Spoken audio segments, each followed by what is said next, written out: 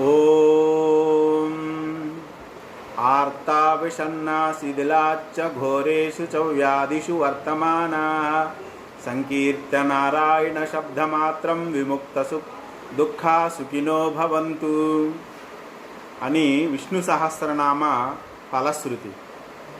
చదువు వచ్చినా రాకపోయినా సరే విష్ణు సహస్రనామములో ఉన్న ప్రతి నామము యొక్క భావార్థాన్ని లోతుగా తెలుసుకోవడానికి ప్రతి ఒక్కరూ కూడా ప్రయత్నం చేయండి.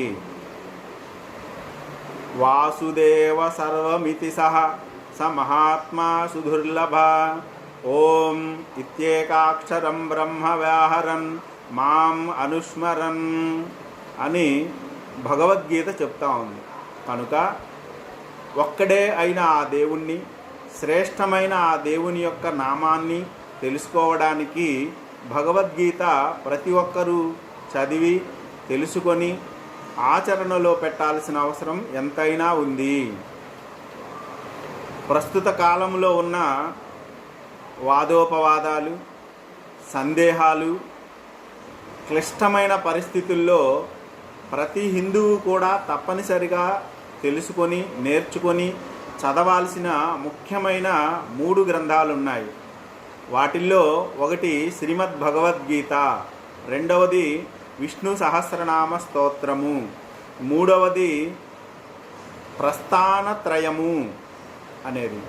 ఈ ప్రస్థానత్రయములో 3 గ్రంథాలు కలిసి ఉంటాయి: ఉపనిషత్తులు, భగవద్గీత, బ్రహ్మసూత్రాలు అని. ప్రతి హిందువు ఉపనిషత్తులను చదివి తెలుసుకొని వారి వారి సంతానమునకు తెలియజేసి మన సంస్కృతిని ముందుకు కొనసాగింపు చేయడానికి గట్టి ప్రయత్నం చేయాల్సింది. లేదు అంటే మన పిల్లలకి, వారి పిల్లలకి మన ధర్మం గురించి కానీ, మరి దేవీ దేవతల యొక్క మహాత్యాన్ని గురించి కానీ, దేవుని యొక్క సత్యస్వరూపము, ఆ తత్వము కానీ తెలియపరచలేకపోతాము. మన బాధ్యతగా మనం తెలుసుకొని మన పిల్లలకు తెలియచేయాలి. ఇది ప్రతి ఒక్క హిందువు చేయాల్సిన పని. ఛాందోగ్యోపనిషత్తులో చెప్తా ఉన్నారు, 2వ మంత్రం అది.